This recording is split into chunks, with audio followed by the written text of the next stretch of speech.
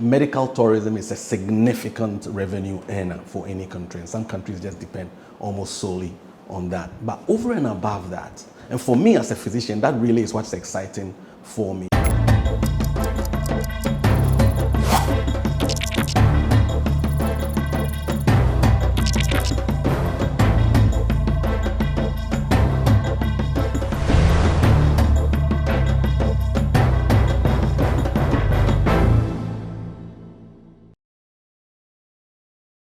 Africa is gradually becoming a destination for medical tourism, with countries like South Africa, Kenya, and Tunisia taking the lead in that respect. Now, the question is whether or not Ghana is ready to join that pack. Welcome to the Lowdown here on GhanaWeb TV.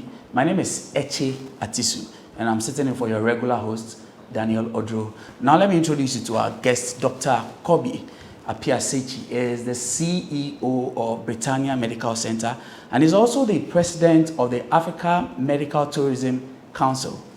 Doctor, yes, thank you very much for allowing us into this beautiful edifice and your beautiful office. Thank you very much, and thanks for coming along to talk to us about medical tourism, a topic I'm very passionate about. Which is something not a lot of people are aware of. So let's start from the basics. That's correct. What exactly is the work of the Britannia?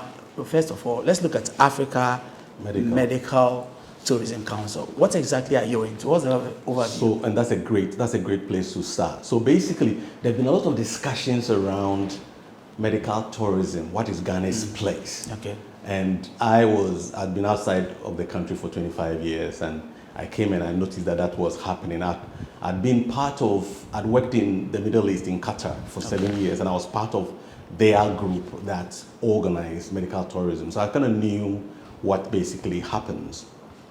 So a group of us, physicians and folks in the tourist industry got together and said, look, we really need to set up an agency that will bring all the players, congregate all the players into one place, and then find out what we can do for this country to progress medical tourism. The funny thing is, medical tourism has been happening in Ghana even before independence.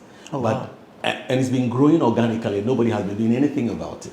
Okay. But medical tourism now is a significant revenue generator for countries. Some countries literally live on medical tourism for their revenue generation. So we felt that something must be done to help Ghana to be able to realize its dream in this space. Now you talk about how big it is, and I wonder why exactly now, if it's been happening already, why the need for this specific direction to sell Ghana as a medical tourism site? Right. So see, Ghana has had advantages its neighbors haven't had.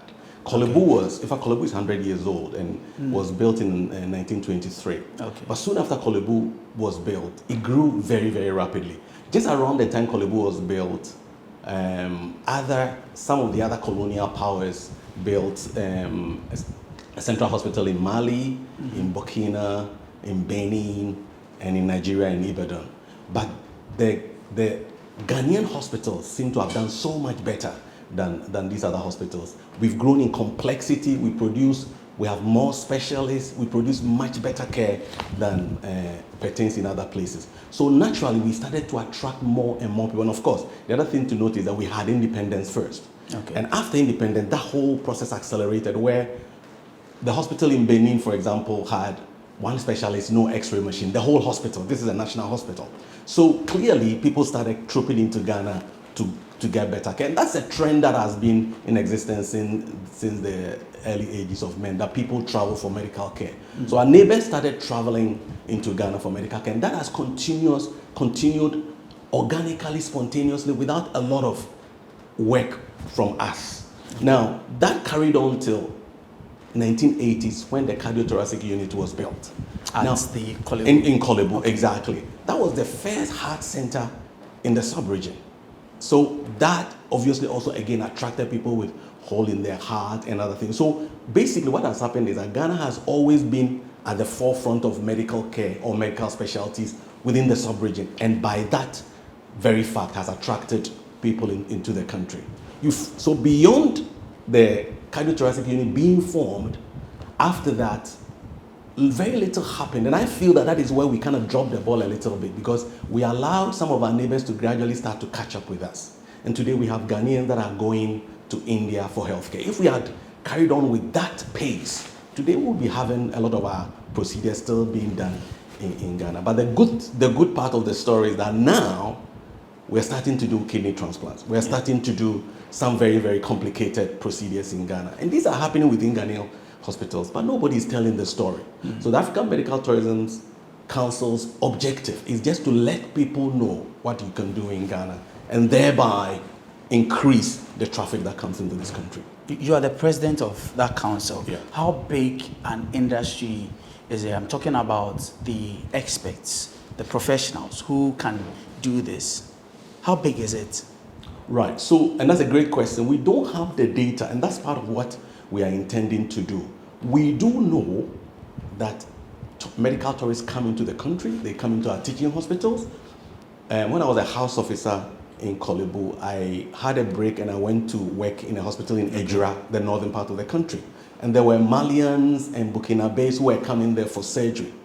At some stage in my medical training, I also worked in the western region close to Elubo. Again, tourists were coming in for medical care. So basically the point is, we know people coming, but there's no data that establishes exactly how many and how much we are getting as a country.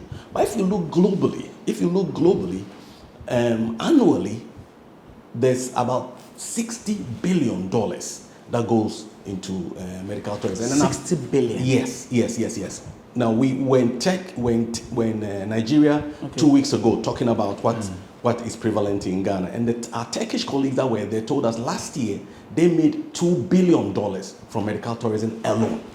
So this is not a small industry. About 60 million people travel around the world looking for healthcare every year. And we don't have an idea what Ghana And is. we don't have an idea what the data is in Ghana. And that's part of the thing that the African Medical Tourism Council wants to do. How many? We'll use the embassies, we'll use the hospitals, and we'll use different data collection points to try and establish what the numbers are, and indeed, by extension, how much revenue Ghana is actually collecting from this. Now, we expect that to grow. Okay, but what kind of institutions? Do we have the names of, are there specific places in Ghana that people can be looking at that are focused on this type of tourism? So as I said, a lot of the teaching hospitals, and now we have 4 teaching hospitals, a lot of the teaching hospitals organically get referrals of medical tourists coming in to get care. Mostly from where? Africa? Yes. Nigeria, Sierra Leone, Liberia, Togo, Benin. Literally everybody is part of the game. Okay. Everybody comes here for medical tourism, but we don't have an established system that allows them to know what to do, where to go, how to find a specialist that you are looking for. But it's not all within the government system. A lot of the private facilities are also delivering excellent medical tourism services, and I'm talking about some of the para-government agencies, Bank Hospital, UGMC. Okay. A lot of these, now we have some very, very good hospitals within the country that are very well kitted up to be able to deliver medical tourism. And, we have Luca Health, we have Eurocare, we have the Swedish Ghana Medical Center doing cancer. We have the fertility centers, Jubail, Leicester, and there's so many of them. But if you put them all together, the number of facilities that are able to deliver medical tourism care in this country is quite significant. And what we are doing is bringing them together and having some kind of an arrangement so that when people are coming here, it's easy for them to find who they want to find, easy for them to go through the country and get out of the country with recommendation for somebody else to come. Now, the picture looks like a very beautiful one. Yeah. But what is it that's made it so less of a popular place for us to want to stay? People travel out of this country for medical tourism. Yeah. Why is the situation here that's different? Why do we need to now be trumpeting or telling people that Ghana is the destination? Is it expenses? Right. So there are a lot of factors. People travel for healthcare sometimes out of their own volition. They want to travel somewhere else. So they want to for a new environment. Exactly. Okay. Or they don't want somebody to know their private matter, so they get out of the country. Now, a very small proportion of any sick population in any country can afford that. Okay? Most people can afford what is available and what is prevalent in the country. Now, in Ghana, we get people coming into the country, but there's to some degree almost a lack of insight as to how much we can do here in this country. We tend as Ghanaians to look down a little bit on what we have. But if you are coming from outside where you cannot get plastic surgery, you cannot get fertility treatment, you cannot get cancer treatment, then you appreciate what Ghana has. So if we're saying that if you are putting pound for pound on what is available in the sub-region, Ghana ranks extremely high. And that's why people come in. But we don't tell our own story that well. And in fact, that's part of the reason why we have not made any effort to tell the story as it truly is. Now, it's important where you spend your money when you are sick. Because see, if you're going to go to India with a relative, it's going to cost you minimum $30,000. That's a double of what you'd have paid. Because that's double what you've paid here, that's one. And two, you are investing in somebody else's health system, making it better and better, and while ours remain anemic. Do you understand what I'm saying? So it is always a disincentive for us if you keep investing in some, the Turkish were talking about 2 billion and now they want to make it 4 billion this year. How are they doing it? They are coming to Nigeria. They are trying to milk the Nigerians so that they can develop their system. Now, how about we developing Ghana and making Ghana better and getting everybody to invest their healthcare dollars in our own system to improve us? If we don't do that, we will be left very, very far behind. And that's the reason why it's important that we let people know and encourage people also to invest in the Ghana medical tourism adventure. So in the Ghana case again, could it be that the facilities here are not necessarily, are they actually accredited internationally to allow for such things so that the country becomes more and more attractive for this kind of thing? Okay. And that's a great question. Now, I'll talk a little bit about international credibility, but let me talk about what actually pertains in the people traveling around. So if we have people traveling, say, into Ghana or India or any other country, 80% of what people travel to India to do. Now, let me leave out things like kidney transplant, because that is just started in Ghana. And by the way, Kolebu is doing it, and Bank Hospital also has the capability to do it.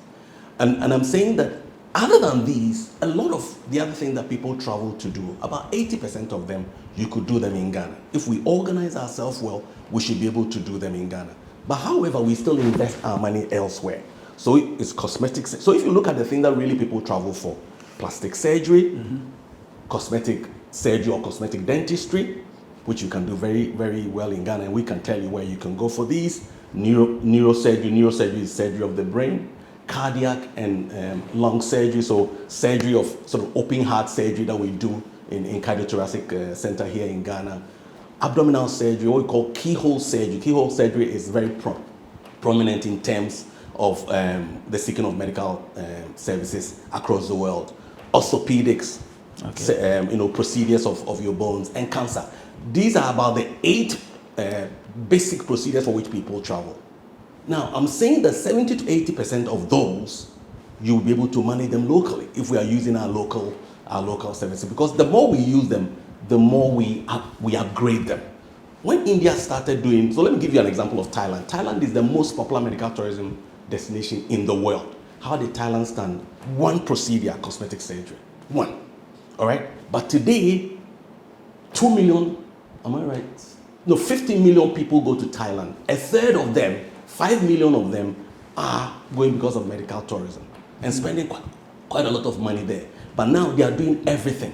So the short answer is we should start with what we've got because we have the capability to do it. That's one.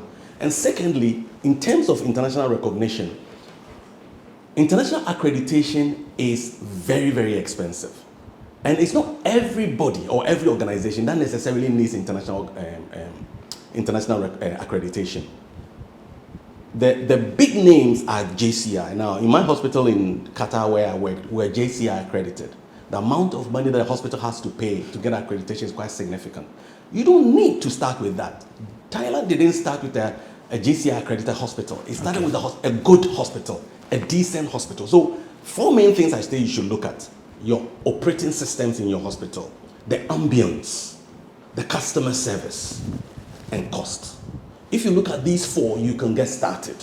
Okay. But it's important. And if you get any form of accreditation, it's fine. Here in Africa, we encourage people to seek some kind of accreditation. The Kenyans have some accreditation. The South Africans have some accreditation. Start with that. Don't start with JCI, which is so expensive and will cripple your business. But as you get going and get bigger, you then get into the other accreditation. So we encourage our colleagues to do accreditation, but please don't spend your initial money on that. I don't think it's worth it. There's a question about insurance and tourism. When we return, Dr. Kwabena Appiah-Sakyi will give us answers to that. But also, I just want to remind you that GhanaWeb's Excellence Awards is open.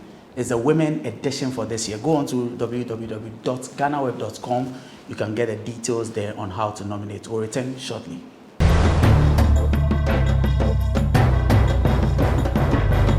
Everyone needs the perfect snack to munch on during a fun moment. Wow. Enjoy the tasty McBerry Twist cupcakes, deliciously baked and packaged for a sweet treat. Premium quality cakes baked with love for all, enriched in butter and milk. Yummy.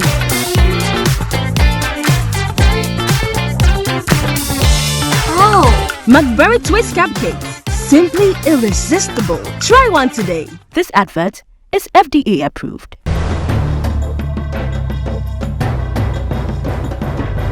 My guest is Dr. Kwabena Appiah-Sakyi, CEO of Britannia Medical Center and also president of the Africa Medical Tourism Council. Doc, Yes, please. insurance, medical issues, how do you balance those two, especially when we are driving towards an initiative of medical tourism? And that's a very good question. And it depends on what perspective you want to take it from. From the foreign, so if a foreigner comes into Ghana, they normally will come with their own insurances. A lot of them international insurances. Okay. One of the things that we're doing within the African Medical Tourism Council is that we know that not every hospital is, again, using the word accredited to accept international insurance. So what we do is that we form partners with some international organizations. So even if you don't have the ability to accept a patient with international insurance, we can work it so that you can provide care and still get paid for it. That's something that you can do within the African Medical Tourism network. We do have partners that have partners in Dubai and South Africa that are able to get the payment done for you. So literally what we are saying is that any patient can come to you, and with our help, you are able to look after the patient and get paid for it, because you have to be paid for the service that you render. Well, when a patient comes into Ghana and need medical care, so you see, at the end of the year, it's now become a tradition here that people come to Ghana end of the year from the States, from the UK, and have fun for a month or two. Yeah. We're talking to insurance companies, because some of them also do fall ill and they need medical care. And if they do need medical care, you want to give them the best you've got. So you want them to be able to access some of our very fine hospitals. So we have an arrangement, again, ongoing discussions where there'll be short-term insurance for those who come into, if you come into Ghana with your daughter and son and they become ill, you could spend all your money just paying for medical bills. So again, we're arranging so that there'll be short-term medical bill that medical insurance covers that sort of do a 3 to 4 month slot for people and their families, and then you could take advantage of it before you come into the country. So there are all these things that we're doing, both for the outside and then for Ghanaians that come back into the country to help. Our discussions with the insurance have just literally started, but we expect that it will grow into some more products. I mean, one of the other ones is air ambulance. So we're talking air ambulance. Air ambulance service is very, very important if you are dealing with medical tourism. What do I mean? How effective could that be in Ghana? So let's look at the foreigner first. So a very wealthy person in Nigeria decides that they want to come to Ghana for care. They are not very well. They are very happy to pay for a flight down here. We have a partner that would pick them up from Nigeria and bring them. Now that kind of arrangement has to be paid for. How do you pay for it? So all of those things are part of the discussion that we are having currently in terms of insurance. Yeah. Now, and the situation is this: we've been able to work out everything. Yeah. Ghana is the prime destination for medical tourism, but there's a bigger concern about the the exodus of healthcare workers, Yeah. nurses, doctors leaving the country, won't that affect all of these? Right. No. And that certainly is a concern for a lot of people. Certainly, lots of us in the medical fraternity or in the nursing fraternity. But these are double-edged swords. And let me explain what I mean. I left the country 25 years ago to learn obstetrics and gynecology. I'm a specialist in fetal medicine. The kinds of things I do, I wouldn't be able to learn them if I remained. The knowledge and the skill that I have acquired, I now teach in medical schools and I train residents. So is it a brain gain or a brain drain? It depends on what perspective you look at it. The point I'm making is that there certainly must be some number that should go because it enriches our overall experience. But how many can go and still create a balance within the system is a question that is open And if for you still discussion. return? Yes, there are some that go that stay, there are some that go and return. There are a lot of Ghanaians, I mean, while I'm coming back, a lot of Ghanaians are planning to come back or have come ahead of me and are doing some great things in this country. The point I'm making is that we must continue to fill the gap that we have. When I was leaving the country, there were only 2 medical schools in the country. Now there are, I think, 6. All right, so we must continue to refill the practitioners that are leaving. There are some countries, for example, Philippines, that train and allow them to go because they bring revenue back into the country. I'm not sure what the policy direction is as far as training of nurses or doctors and allowing them to go or stay is in Ghana. But some countries take the view that we'll train many and send some away and they bring revenue. Some countries say that, okay, we won't let anybody go. It depends on what the country chooses to do. But whichever way you go, you still have to retain a number to be able to provide care. And the only way you do that is to continue to train. And if we continue to train and retain, then we'll be able to keep the numbers. But I do not necessarily feel that everybody that is going is a disadvantage to us. Yeah. Now, GhanaWeb is running a campaign. Now, this is a campaign we are hopeful will bring us some positive results with Parliament passing a legislation to allow for organ donations to go through. And we're doing this in conjunction with the Kolebu Teaching Hospital. What do you think about such a thing to help the kind of medical tourism that are trying to work out for the country? It falls very, very much in sync with the conversation we are having now. I was excited when I heard that a fully Ghanaian team did the last kidney transplant in Kolebu. That's an exciting milestone for Kolebu and for us as a country. But going forward, how does this group maintain their skills, continue to deliver care? When we come to medical tourism, countries that involve themselves in medical tourism always set targets. I was telling you about Turkey saying that next year we want to do 4 billion. Now, we as a country must also decide that, look, now we have a team, a wholly Ghanaian team that does renal transplant or kidney transplant. Can we set ourselves a target that in the next 10 years, no Ghanaian is leaving for India to do kidney transplant? All kidney transplants are done here.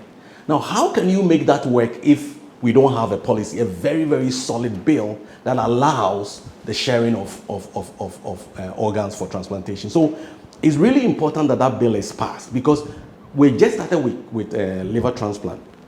Kidney transplant. Liver transplant is on the way. There'll be other transplant procedures that we need to do. So all of these things would require a very solid bill that allows the sharing of bills. So in the UK, for example, when I was signing for my driving license, there's a portion that says that are you happy to donate your organ in the event where you are passing on and your organ can still be used by somebody else? And you have to make a choice. And I think that those kinds of facilities should be made available so that Ghanaians can be able to offer their organs that can help somebody. And kidney certainly is one of those ones so my point is that yes, we should pass that bill and quite quickly, because if we set ourselves the goal that in the next 10 years we will be completely self-reliant in terms of kidney care and kidney surgery, we need that bill passed, I think. Yeah. All right. I was going to ask you how soon, but you already said quickly. But I now want to know, there are countries in Africa that are already doing these kinds of things, and they've really gone very far with it. There's South Africa, there's Kenya, there's Tunisia. How is Ghana playing or like partnering with these countries to ensure that what we're doing here, we get it right, and perhaps we can learn from all these other countries? So South Africa certainly has taken the lead. I know there's some work going on in Kenya. I'll be surprised if Kenya is very far ahead of Ghana. Okay. Now, in the sub-region, there's certainly nobody who is doing or has done as much as Ghana has done. And there's no, I'm not suggesting we rest on our laurels. All I'm saying is that there's a bit more that we have to go. And if we make those changes and make those investments, we will be one of the countries that are doing extremely well. You must understand that yes, we can learn from some of these African neighbors, but we also have the Ghanaian diaspora. In fact, there's no specialty, surgical or medical, that you can't find a Ghanaian around the world. In my hospital in Qatar, we had 90 consultants, and 70 of them were African. Do you understand? So every specialty you think about, you have an African. You have very possibly a Ghanaian. So let's try and encourage some of our Ghanaian diasporians to come back and support us with some of these things. Some of them short-term, come for 3-6 months, and some of them long-term, like myself, who have come to stay. And we have that whole resource that we're not using very well. And some of these guys do kidney transplant, liver transplant, brain surgery. Let's invite them. Let's ask them to be. I mean, we know about Michael Obeng, who does cosmetic surgery in Hollywood. There are very, very good Ghanaian surgeons across the world. And so let's also tap into that resource and get them to come and help us to develop what we have. And that is the way these countries do it. Are you getting government support with these things? We're getting government interest. So, yes. How far is the interest? So the presidential advisor on health, Dr. Nsiasa, is very, very excited about what we are doing. GIPC is very, very committed to what we are doing. And the CEO of Kolebu, he is actually part of this group. Okay. So we have a lot of interest from the government side, and we also do have an interest from GTA. We're trying to get links in immigration and aviation and all of that. Let me talk to you a little bit about what actually happens if somebody requests for, an opportunity to come to Ghana. So the way we've done it, and that's the reason why the African Medical Tourism Council is very important. Traditionally, you come and feel around, maybe you look for a hospital, you don't even know whether they provide what you do, but you've come in and then you tell them your story and they may accept you or tell you to kind of move on and find some other hospital. But we're not doing it that way anymore. We've developed a website called the tophospitalsinghana.com. And on that website, we place all the hospitals that are affiliating with us right now. So UGMC is there, Bank Hospital is there, we are there. Several of the other hospitals that went to Nigeria with us are there. So if you need any care in Ghana, you just go there. There's a number that you can just call the number. It comes to a central desk, a medical concierge desk. So they take your details, listen to what you're saying, and tell you, well, you can go to Bank Hospital or UGMC or wherever. They put you in touch with a consulting physician who is there. They arrange a video consult for you. They then collect all your details, send you the bills from the hospitals, and arrange for you to come in. Once everything is done and we know you're coming, we give your case to a case manager. And the case manager is the person who receives you in Ghana and then goes around with you, does everything that you need to do, take you back to the airport. So they get involved in the arranging of hotels, car rentals, anything else that has to do with your travel. You come in, you get the surgery done, you go back to the hotel, and then you finally go home. Now you go home with good news because the experience you've had is quite unique. We do that because if we leave it for every hospital to organize their own thing, the experiences will be different. And once the experiences are different, people have discrediting things they say about the country. Medical tourism is about country, it's not about facility.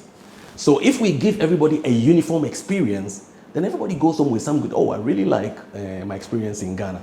And they'll be talking about Ghana, not Britannia, not UGMC, and if they do that, then more people will come to Ghana. And so that is really what, so we are streamlining the service so that it's easy for somebody to pass literally through the country, get their healthcare, and then move out. So that's really well. That's quite elaborate. It is. There's also the dynamics of language and culture when it comes to medical tourism. How do we handle such a thing? Right. So that's really important, and particularly for our own situation where almost a third of our population in the sub-region speak French, and then quite a large number also speak Hausa. So in encouraging people to come to Ghana for healthcare, we have to be mindful of that. So some of the things that we're doing is to ensure that these languages are available for communication. So one of the things that we normally will do if you do call is to ask you what language you are comfortable to speaking. Okay. So we will have a Hausa person who will then interact with you, or a French person that will interact with you. Of course, quite a large group within the sub-region speak English. So basically with that, that's how we are managing it. We'll start with that and see what other cultural requirements are needed, and then top with that. But at the moment, what we are providing for is just language, so that people feel comfortable being in Ghana. Yeah. Okay. Now, benefits of medical tourism to a country like Ghana. So I think we started by explaining that medical tourism is a significant revenue earner for any country, and some countries just depend almost solely on that. But over and above that, and for me as a physician, that really is what's exciting for me. Medical tourism also upgrades the healthcare system in any country. So any country that props itself to do medical tourism well has to ensure that things are done properly, the nurses are providing good customer service, the ambience of the hospitals are acceptable. Nobody goes to pay a lot of money to a squalid hospital. So if we are practicing medical tourism and to that standard where we are attracting people significantly, I can tell you the hospitals all look clean and the processes work, because that's how you attract them. And by extension, it starts to affect even the hospitals that are not providing medical tourism services. It starts to affect them, because the training of your staff, the ensuring processes work, all of that begin to affect the rest of the country. The other thing, of course, is that as the hospitals get more and more successful, they then go for international accreditation, and that also again upgrades their standard. So over a number of years, certainly some decades, you notice that medical tourism has completely transformed the way healthcare is delivered in the participating countries. Yeah. But tell me, what's the future? The long term, short term? For the council especially. Right. So basically, we're about to launch the council, and then this opportunity to go to Nigeria came. So we've gone to Nigeria and come back. We're very excited about what we heard from the Nigerians. They were surprised that all these facilities doing all these wonderful procedures are in Ghana. Now we're going to launch somewhere in end of November or early December. Once we've launched, we're now going to ensure that the website is well designed, so that anything you're looking for about any hospital that is part of our group, you can easily find it on the website. Now, we're expecting that a few more hospitals will join the group, and we'll be able to support them. But the main job that we have to do are two. One, we have to sustain the marketing. We have to sustain the marketing. If you don't sustain the marketing, if you just go to Nigeria and come and sit down, nothing happens. Mm-hmm. So we have to sustain the marketing through social media and then through visiting. We have to use the foreign missions that Ghana has around the sub-region to continue to tell the story of Ghana's healthcare and its superiority. Then we have to look at bridging the gap. So there's still areas where we're not up there. So we do cardiac surgery, but we don't do some very complicated ones. Okay. So neurosurgery, there's still some neurosurgery we don't do in Ghana. So now we have to look at how do we bridge the gap so that a lot of the care that we give is complete. So we'll be looking at how do we bring investment in to upgrade some of the services that we have. So that will be the kind of medium term thing. And hopefully as we do that, foreign direct investment will come in to help upgrade all these services. And in a few years, in 15 years, you see that Ghana actually does most things that you need, and the need to travel out becomes less and less relevant. All right, Dr. Kwabena Appiah-Sakyi. Yes. Thank you very much for speaking with us. Brief, but I think I've learned a number of things, and we're hopeful that as the council is about to launch and properly get into this, we get more people interested in coming to Ghana to do medical tourism. Once again, thank you. Thank you very much. My name is Atisu. This has been the Lowdown on GhanaWeb TV. I've been sitting in for your regular host, Daniel Odo. You can visit www.ghanaweb.com for news. Until another time, be kind to one another.